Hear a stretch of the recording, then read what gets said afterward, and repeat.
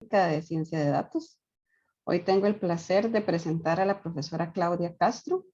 Ella es profesora titular del Instituto Tecnológico de Buenos Aires, donde trabaja desde hace 30 años en carreras de grado y de posgrado.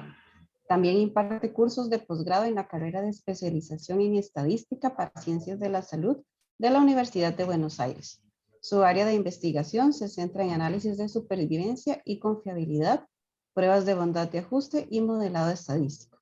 Y hoy nos va a hablar una charla muy interesante sobre On Outliers Detection and Sensor Samples. Profesora, adelante, bienvenida. Muchas gracias, muy amable. Voy a compartir.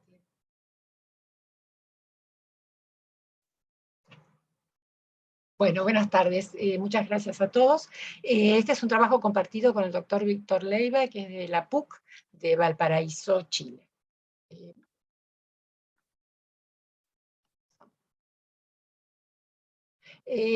Bueno, el estudio de los outliers es un estudio en realidad muy antiguo y complejo para los investigadores, porque primero hay que establecer cuál es la definición de un outlier, y luego tratar de identificarlos, y luego tratar de hacer algún tipo de testeo, de encontrar estrategias para tratar o para manejarlos. Los outliers han sido definidos por distintos autores con distintos nombres, como hotspots, abnormalities, discordance, deviance o también anomalies in data.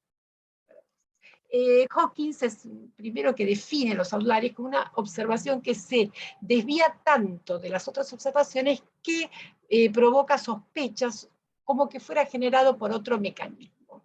Muchos ejemplos muy interesantes de aplicación de este tema están la detección de sistemas de intrusión, uno muy conocido es el de fraude con tarjetas de créditos, de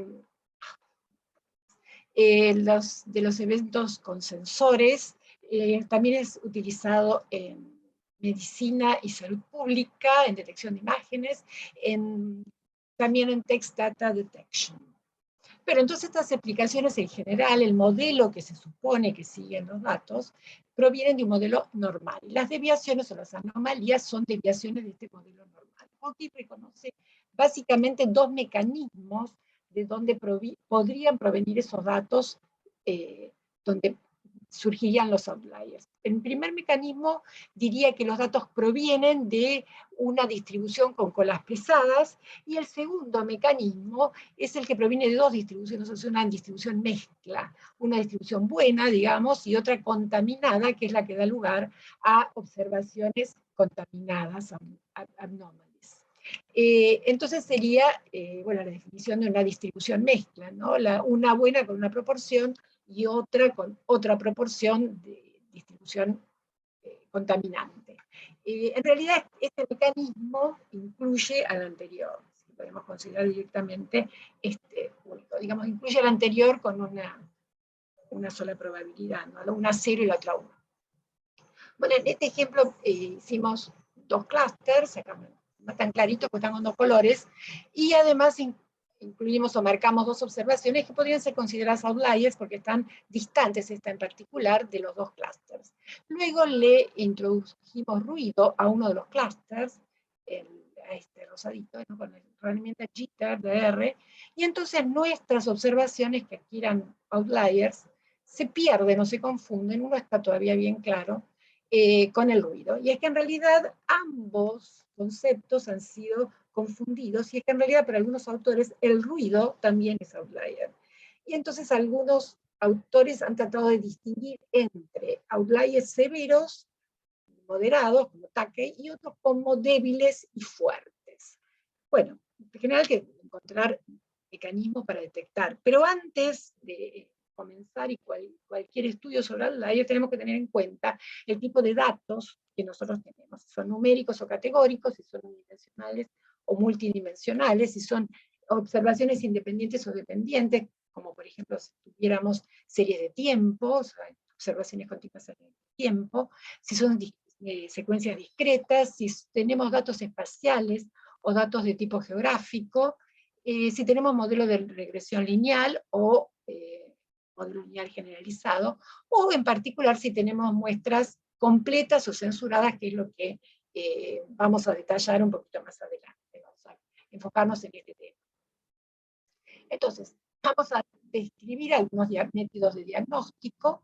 Hay varias maneras para trabajar con outliers. Una, por ejemplo, es la de utilizar técnicas robustas, como proponen Rousseau y Leroy, o bayesianas o técnicas no paramétricas. Una manera de trabajar un poquito más pragmática es considerar los análisis con y sin outliers. Y si cambian mucho las conclusiones, bueno, siempre, por supuesto, cuando se detecta un outlier, hay que ver la fuente, tratar de detectar de dónde viene, por qué vino, y bueno, después para ver qué se hace con él. En general, como dijimos, podemos considerar que hay una distribución de la cual provienen los datos, con lo cual tenemos un P de bondad de ajuste, donde bajo H0 decimos los datos provienen de una variable aleatoria X con una cierta función de distribución acumulativa, o los datos no vienen de esta variable aleatoria. En general, la función de distribución acumulada depende del parámetro, θ, que tiene, puede no ser univariado, puede tener locación, escala, forma o cualquier otro parámetro. Este es el caso más conocido cuando el parámetro es desconocido. Cuando el parámetro es conocido, los test de bondad de ajuste son muy fáciles y en definitiva se transforma para testear uniformidad. Bueno, pero además, cuando ponemos bajo H0 que la distribución es normal, o sea, la función de distribución acumulada es normal, en realidad el caso es mucho más general de lo que uno piensa, porque muchas distribuciones se pueden transformar para convertirse en normales, tal es el caso de la distribución log normal, y también porque tenemos el teorema central del límite, que también hay muchos procesos que son generados por sumas de muestras. Así que esto de transformación es mucho más general de lo que uno piensa. Para evaluar en el caso de datos univariados, y en general en los extremos es porque se refiere al que los datos en las colas son de donde provienen los outliers, pero en realidad los outliers podrían estar en las colas o podrían estar en el centro de la distribución. Los métodos gráficos son variados, los histogramas, los box plots, scatter and dot plots, la serie de tiempo, y los rezagos, y los gráficos de probabilidad, como el gráfico cuantil-cuantil, el PP o de probabilidad-probabilidad, o el SP, que es de probabilidad estabilizada, que fue propuesto por Michael.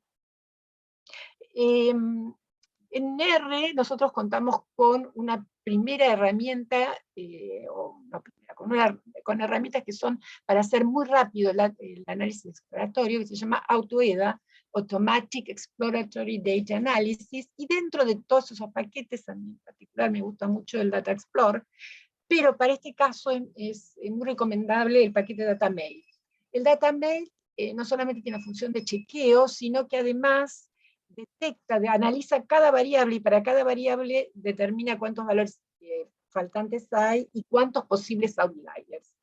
Hace el gráfico, bueno, no se puede cambiar colores, que en este caso el exploratorio no nos interesa, pero el problema que tiene es que no hace ningún test para outlier, y además no indica cuál es el método que utiliza para determinar qué observación es outlier. Acá incluí una página de un análisis que hicimos sobre un conjunto de datos médicos, que es este HCC, que quiere decir cáncer hepatocelular. Es una base de datos real proveniente de Portugal, es un análisis clínico real, muy interesante, con muchos datos faltantes, con 49 variables y aproximadamente 170 pacientes. Estas son 3 variables del conjunto de datos, donde se llegan a ver, están indicados la cantidad faltante. Por ejemplo, para esta variable, se llama mean corpuscular volume, hay 3 datos faltantes, pero están todos estos posibles outliers detectados aquí también. Acá esta es la variable leucocitos, estas plaquetas, donde aparentemente no hay outliers. Uno luego puede hacer, esto no está hecho con DataMail, está hecho con otro paquete, también de análisis exploratorio automático. Entonces está hecho el análisis boxplot con outliers y sin outliers, el histograma con outliers y sin outliers, donde uno ve que posiblemente esta variable se normalice al quitar los outliers. O sea que posiblemente esos estuvieran bien detectados, ¿no? Eran efectivamente outliers respecto de esta distribución. Bueno, acá están definidos los estadísticos de orden, uno tiene una muestra aleatoria de tamaño n, cuando la ordena tiene el mínimo, el máximo, bueno, y X. K, digamos, sería el estadístico de orden K, que no tienen la misma distribución que X, están estudiados para cada variable aleatoria, la normal, la uniforme, etc. Están estudiadas las distribuciones de los estadísticos de orden. Tiene una notación particular y también tiene una notación particular los estadísticos muestrales. Bueno, básicamente Tighe-Moore define que hay estadísticos para detectar outliers de estos 6 tipos de exceso de dispersión, de desviación, de rango, de estadísticos de tipo suma de cuadrados, de momentos de orden superior y también para ubicar en los extremos. Bueno, y hay muchos desde outliers, no vamos a recorrer todo, quería hacer como un pequeño repaso, y vemos que como que es muy antiguo el tema, y fue Dixon uno de los primeros que introdujo un test para outliers, para muestras muy pequeñas, número igual que 25, y para detectar un solo outlier. Pero lo que es muy importante, acá está subrayado, es que él supone que el conjunto de datos está distribuido normalmente, sacando los supuestos outliers. Sin el outlier es normal, y esta asunción, esta suposición, hay que chequearla antes de, antes de hacer el análisis, y usando técnicas de bondad de ajuste. O sea, vemos que esto está muy relacionado con bondad de ajuste. En general, él sospecha que el primer elemento o el último, o sea, los estadísticos, el primero, los outliers están en las colas. Estos son los estadísticos que él define según el tamaño de muestra y según sospeche que el primer elemento o el último elemento, en el máximo, es el outlier. Los puntos críticos fueron estimados por simulación. Bueno, otro test también antiguo es del 50, de Groups, y establece que no hay outliers en la muestra bajo H0, y bajo H1 que hay exactamente un outlier. Y él establece este estadístico llamado G, una diferencia con la media dividido por el desvío estándar. Esto está relacionado con la t-de-Student. Los puntos críticos se obtienen de esta manera, en forma cerrada, lo cual es bastante útil.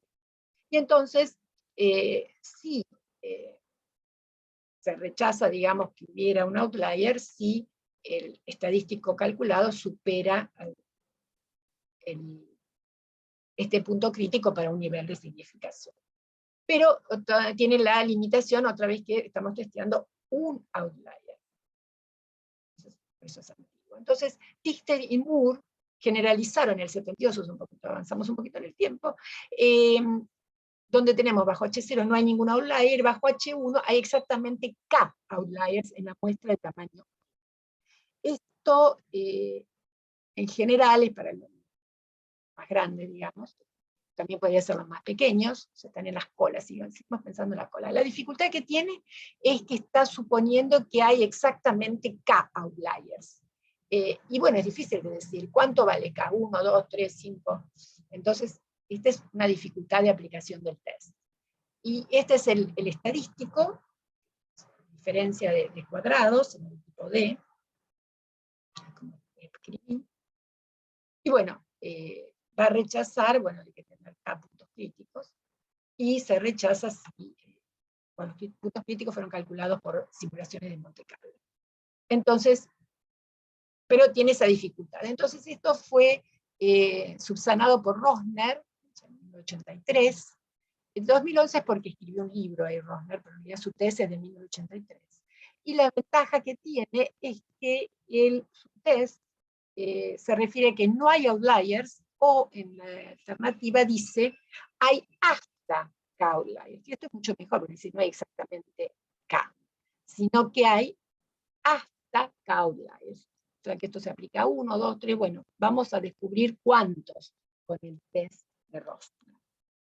Entonces, este es el estadístico que él define, y estos son los puntos críticos, y hay K puntos críticos, y bueno, el número de outliers se determina cuando con el mayor I tal que R sub I es mayor que T. Entonces, en algún momento esto por iteración para, y ahí tenemos la cantidad de puntos críticos, de outliers, si es que ha detectado alguno. La aproximación, como vemos, es cerrado, los puntos críticos están en forma cerrada, depende de la t-de-Student, los puntos críticos de la distribución T-Student, y que la aproximación él dice que es muy exacta para tamaños de muestra mayor o igual que 25. Ya podemos trabajar con tamaños de muestra más grandes, no como el primero Dixon, que trabajaba con muestras chicas. Aunque estos problemas no aparecen solamente en muestras chicas, en muestras grandes, en muestras medianas, etc. Bueno, acá ya pasamos, dejamos el panorama de muestras completas para pasar a hablar de muestras censuradas. La censura aparece en general desde su previda y en confiabilidad cuando los aparatos o los objetos o las personas puestas a fallar o sometidas a un estrés no tienen el evento de interés durante el tiempo que dura el estudio. O lo han tenido antes o lo van a tener quizás después o no lo van a tener. Entonces esas observaciones que no están, porque o van a pasar o ya ocurrieran, son las censuradas. Y las observaciones que sí se pueden detectar, o sea, las que tienen la falla, por ejemplo, estamos observando un grupo de pacientes hasta que tienen un infarto. Los que tienen el infarto son observaciones completas. O sea, lo que estamos midiéndole o calculándole a las personas es el tiempo hasta que sufren el infarto. Entonces tenemos observaciones a las personas que tienen el infarto después que terminó el estudio, pues no sabemos cuándo sucederá, si es que va a suceder, y esas observaciones son censuradas, y las tenemos que tener en cuenta. Entonces, se dice que tenemos R, el número de observaciones completas, y por lo tanto N-R, tenemos el tamaño de muestra, además, N-R son las censuradas. Y además tenemos R sobre N, que se llama la razón de censura. En general, los médicos, en los estudios médicos, la censura es por derecha, es decir, el paciente todavía no tuvo el evento, se corta el estudio, hay gente que todavía está viva, o no tuvo el infarto, etc. Y en ese caso, bueno, se considera que el tiempo es fijo y los que fallan es una variable aleatoria, no sabemos cuánto lo van a tener. Pero en muchos otros casos es al revés. Vamos a observar los pacientes hasta que 60 exactamente tengan el infarto. En ese caso, entonces, los 60, porque yo decidí que necesito 60 eventos para hacer algún tipo de inferencia, y entonces ahí el R fijo y el tiempo es una variable aleatoria. En general, muchos de los estudios se consideran de tipo 2, aun cuando están bajo el esquema de tipo 1, porque es más fácil de hacer la estimación. De todas maneras, hay tipos de censura híbrida y más completa, de la misma manera que hay censura progresiva. O sea, hay muchos tipos de censura, muchos modos y tipos de censura. En general, bueno, los test de bondad de ajuste y las técnicas se van complicando porque necesitamos estimar parámetros. La distribución de los estadísticos depende de los estimadores de los parámetros, el método de estimación y también del tamaño de muestra. Pero hay una observación muy importante, que si estamos en la familia de locación y escala, y los parámetros son estimados con métodos apropiados, como el método de máxima verosimilitud, entonces la distribución de los estadísticos no dependen de los verdaderos valores de los parámetros. Bueno, basados en esto, entonces, es que nosotros hemos hecho modificaciones a algunos estadísticos. En cuanto al problema de detectar outliers en muestras con censura, es mucho más complejo que en muestras completas, y hay esfuerzos, como ven, son mucho más recientes, estamos en los 90 y en los 2000, pero son pocos los esfuerzos. Todavía es un campo abierto de investigación. Y mientras en R existe un paquete, que es el paquete Outlier, que hace todos los test que hemos mencionado, no existe aún un paquete que haga test para Outliers con muestras con censura. De todas maneras, hay un problema nuevo que aparece, que es cuando se considera además que los outliers son censurados, es decir, es otro problema, que es considerar además que los que están censurados son outliers. Se va cada vez complejizando más el tema de la estimación, y desde luego la bondad de ajuste, porque como dijimos, necesitamos primero suponer de qué distribución vienen los datos. Entonces, en este caso vamos a considerar común, el caso de la población es normal, aunque no es tan común en sobrevida y confiabilidad, pero sí lo es común el log normal, que es una transformación por logaritmo. Entonces, suponemos bajo H0 que la distribución es normal, y bajo H1 que no es normal. Hay diferentes tests que se han utilizado para muestras con censura por derecha o por izquierda, bajo el esquema de tipo 2 y censura simple, como el de Kolmogorov o Kolmogorov-Smirnov, Anderson-Darling, Kramer-Mises, que estos últimos son de tipo cuadrático.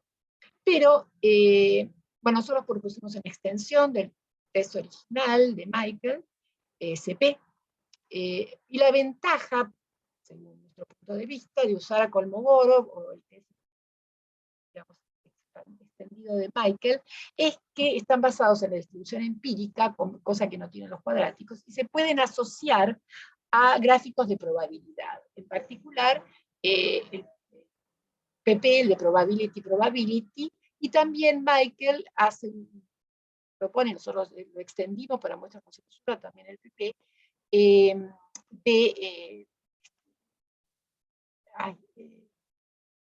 estabilizada, estandarización estabilizada, perdón. Los parámetros tienen que ser estimados adecuadamente, considerando la censura presente. Nosotros los estimamos con máxima verosimilitud. Esto ya lo hemos propuesto, digamos. Este es el estadístico de Michael, este es el estadístico de Kolmogorov, entonces esta es una transformación con arcoseno que estabiliza la varianza de los datos. Entonces, una extensión del de Kolmogorov.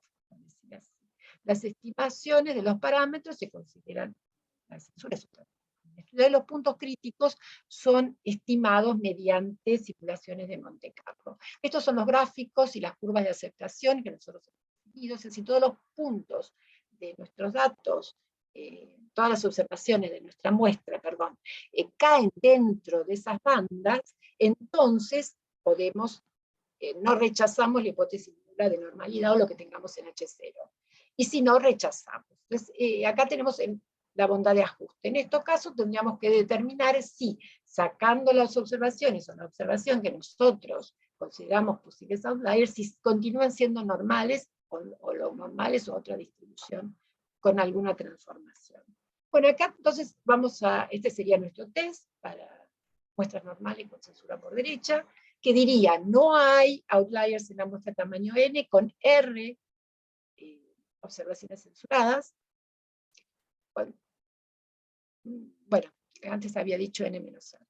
Bueno, y hay outliers, esto noto recién, discúlpenme. Hay outliers en la muestra de tamaño n con r o n menos r, observaciones censuradas. Es una cuestión de notación, cuántas son completas y cuántas son censuradas. Bueno, y vamos a considerar un nivel de significación alfa, y vamos a rechazar si el valor del estadístico es mayor que el punto crítico para un nivel de significación alfa. Y además los puntos están, digamos, cuando aparecen fuera de la banda, son los que podríamos considerar como posibles discordantes o como posibles outliers. Si algunas observaciones son pocos, son detectadas, entonces lo que proponemos es estudiar la normalidad extrayendo esos puntos, y entonces, si es normal, esas observaciones se convertirían en outliers. Esto sirve tanto para la cola o la parte media. Nosotros, como tenemos censura por derecha, no tenemos valores extremos, a lo que todos se amucharan hacia ahí, lo cual no es muy común. Acá también vamos a considerar un conjunto de datos reales, que es un conjunto de datos pequeños, son 28 personas que fueron sometidas a un experimento de motion, de movilidad, hasta que el tiempo, ahí está la frecuencia y la aceleración, hasta que las personas se les produzca malestar y lleguen a vomitar. Entonces hay una persona, los datos, que a los 5 minutos pidió, por favor, sáquenme de acá, mientras que 12 personas sobrevivieron, o sea, no tuvieron ningún tipo de malestar durante las 2 horas que duró el estudio.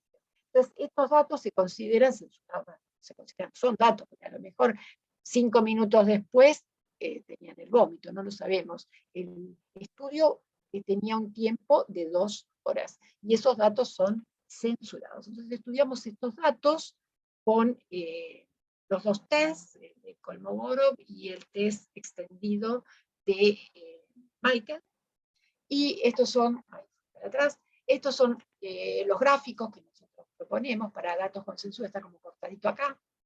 Este es el SP, el de transformado, el de estabilidad, de estandarización estabilizada. Y este es el ppplot, probabilidad uniforme y la empírica. Bueno, como vemos en estos datos, el primer dato, ese de los 5 minutos, sáquenme de aquí, o sea, debe haberse sentado y haber dicho, basta. Ese está fuera de las bandas de nuestro test, el extendido de Michael, mientras que no aparece fuera de la banda, que está roja, del test de Kolmogorov. Entonces, para nosotros, esta observación sería un posible outlier. Esto estamos trabajando con un nivel de 10%.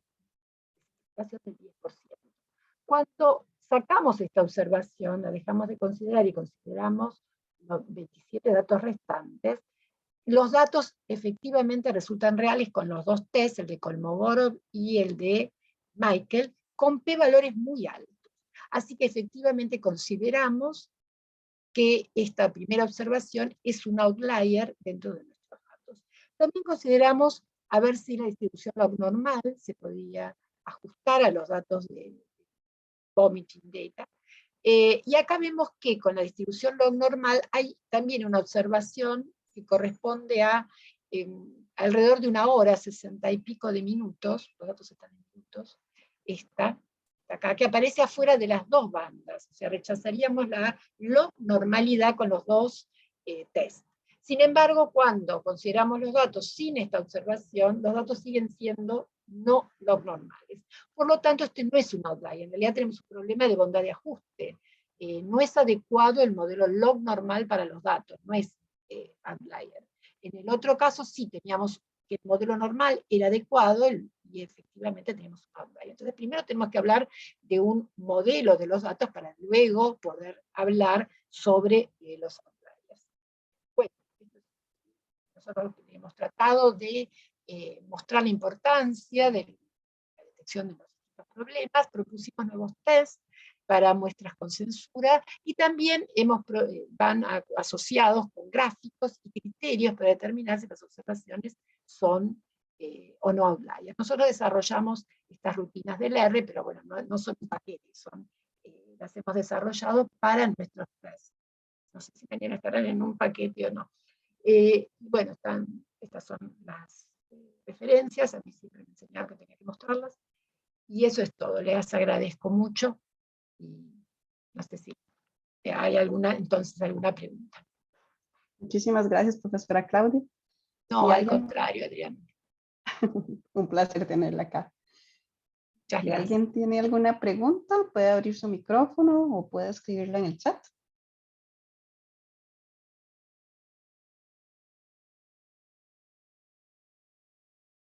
No veo preguntas por acá. Entonces, en ese caso, agradecer a la profesora nuevamente.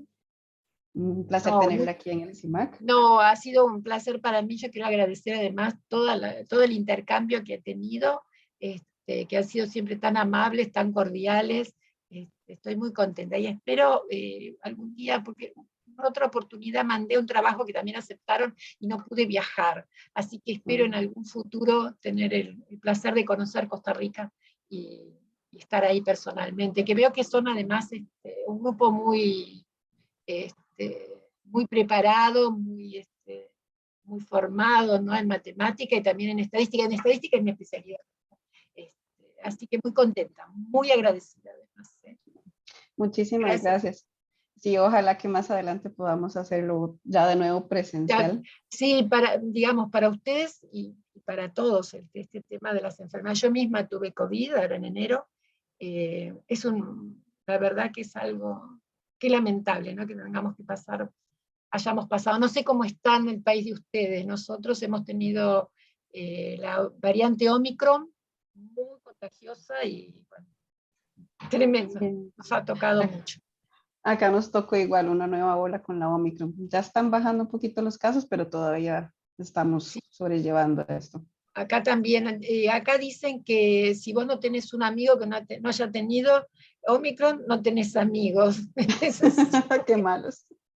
Esta es muy contagiosa. Te digo, no sé ni cómo nos contagiamos. Bueno, perdón, Sí. no quiero, estamos hablando de otros temas. No, no, tranquila, más bien, muchísimas gracias a usted y Gracias, muchísimas gracias Adriana. a todos y a todas las que se conectaron el día de hoy. Ya con la charla de la profesora Claudia cerramos lo que sería la sesión temática de ciencia de datos. Les invito a que participen en las otras sesiones que todavía continúan a lo largo de la semana y que sigan disfrutando del semana. Muchísimas gracias. Muchas gracias, gracias por todo.